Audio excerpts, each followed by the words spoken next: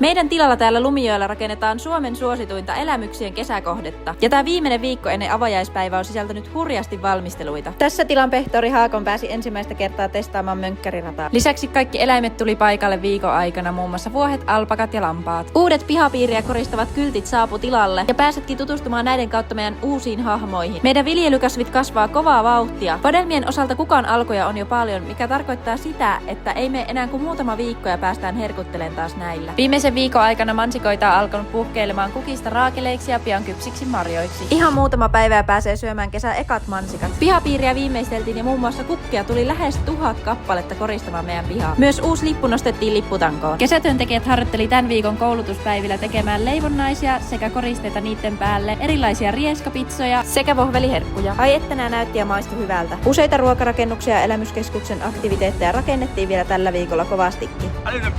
Älytön pöhiin. Rakentelun lisäksi tavaraa tuli koko ajan lisää tilalle. Loppuviikosta myös äänentoistojärjestelmä saatiin viritettyä. Parvi on valmis kesä. Tervetuloa meille parin päivän päästä. Maanantaina 16.6. meidän pihapiiri aukeaa. Ja hei, muistakaahan käydä ilmoittautumassa ennakkotapahtumaan.